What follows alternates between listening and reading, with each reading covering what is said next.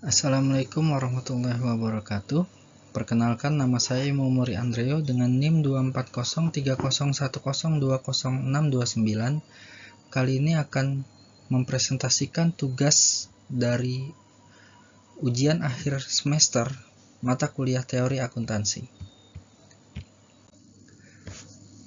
Terdapat 3 pertanyaan di sini. Yang pertama adalah jelaskan yang Anda ketahui terkait 4 pilar standar akuntansi keuangan atau SAK yang ada di Indonesia yang meliputi SAK internasional, SAK umum atau SAK Indonesia, SAK EP etap, SAK MKM dalam hal A. Entitas apa saja yang harus comply dengan standar tersebut. Lalu yang B. Referensi atau acuan dari masing-masing standar, IFRS atau bukan. Lalu pertanyaan kedua, standar akuntansi keuangan di Indonesia mengacu kepada IFRS atau US GAAP. Lalu yang ketiga, apakah satu standar fit for all? Menjawab pertanyaan-pertanyaan tersebut, yang pertama terdapat 4 pilar standar akuntansi keuangan yang ada di Indonesia. Yang pertama adalah pilar 1 SAK internasional, pilar kedua SAK Indonesia atau SAK umum, pilar ketiga SAK Indonesia untuk EP, yang keempat, SAK Indonesia untuk EMKM. Berikut akan dijelaskan jenis-jenis entitas yang harus comply dengan keempat pilar SAK di Indonesia. Yang pertama adalah SAK internasional. SAK internasional berlaku bagi entitas yang memiliki akuntansi publik pada setiap saat selama periode pelaporan, serta berhak melakukan pelaporan sesuai dengan SAK internasional berdasarkan peraturan regulator pasar modal yang berlaku dan memilih untuk melakukan pelaporan keuangan sesuai dengan SAK internasional. Yang kedua, SAK Indonesia itu berlaku bagi entitas yang pertama memiliki akuntabilitas publik pada setiap saat selama periode pelaporan, atau memiliki akuntabilitas publik namun tidak berhak untuk menerapkan pelaporan keuangan sesuai dengan SAK internasional berdasarkan regulator pasar modal. Atau yang ketiga, tidak memiliki akuntabilitas publik namun memilih pelaporan keuangan berdasarkan SAK Indonesia. Lalu yang ketiga, SAK Indonesia untuk entitas privat atau EP atau entitas tanpa akuntabilitas publik atau etap berlaku bagi entitas yang tidak memiliki akuntabilitas publik pada setiap saat pelaporan selama periode pelaporan atau memenuhi syarat untuk melakukan pelaporan keuangan sesuai dengan SAK Indonesia untuk EMKM namun memilih untuk melakukan pelaporan keuangan dengan SAK Indonesia untuk EP atau etap.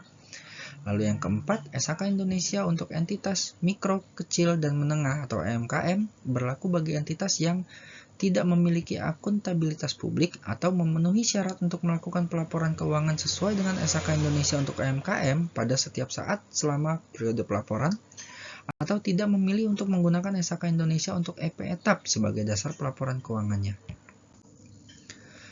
Referensi atau acuan dari masing-masing standar, apakah itu IFRS atau bukan?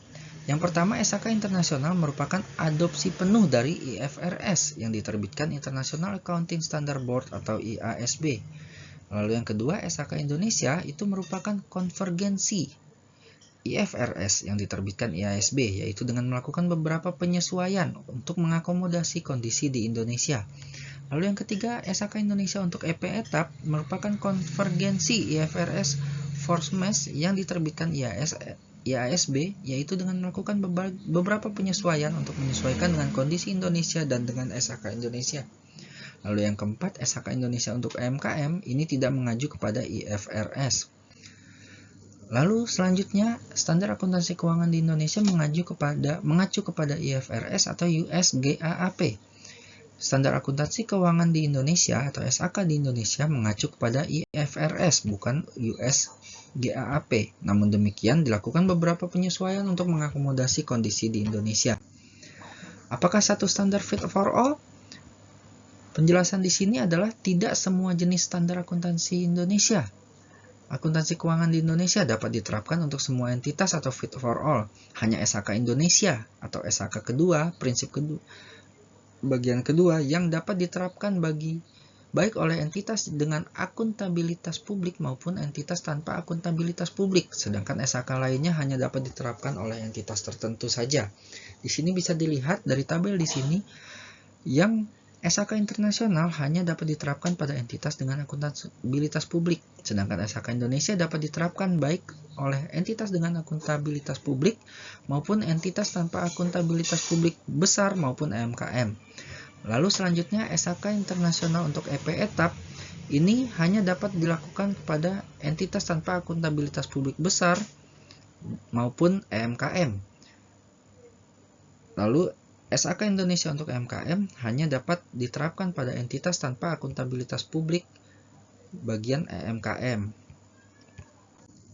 Baik, demikian penjelasan atau presentasi dari saya terkait dengan tugas teori akuntansi. Assalamualaikum warahmatullahi wabarakatuh.